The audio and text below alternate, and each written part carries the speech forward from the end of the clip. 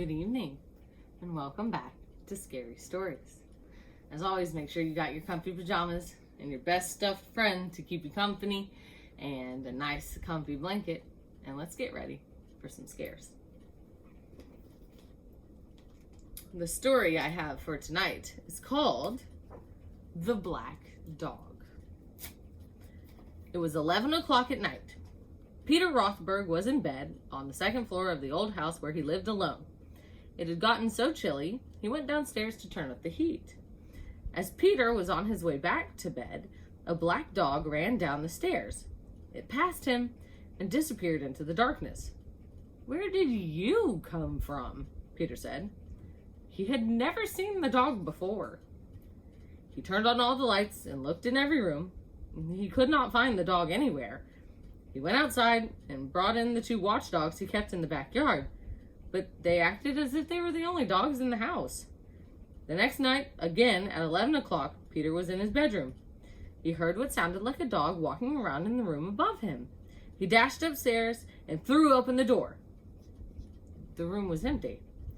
He looked under the bed. He looked in the closet. Nothing.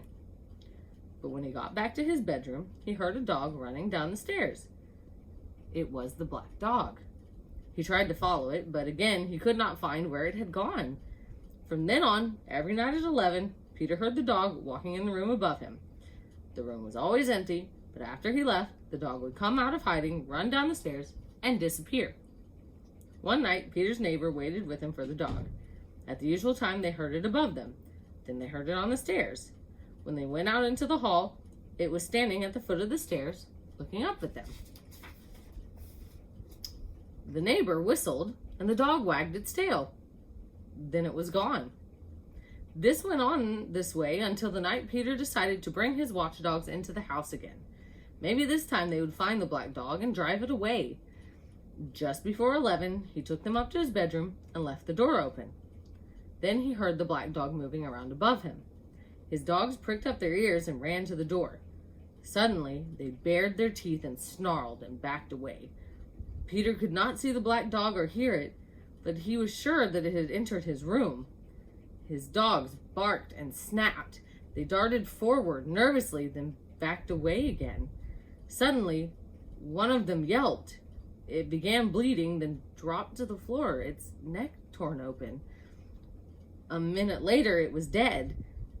Peter's other dog backed into a corner, whimpering. Then everything was still. The next night, Peter's neighbor came back with a pistol.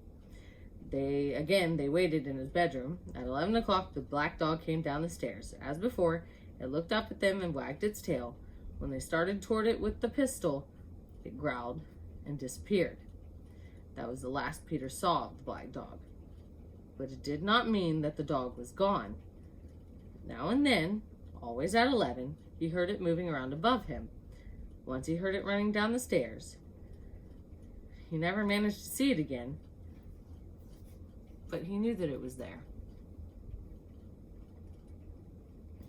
And that's the end of our story. As always, good night.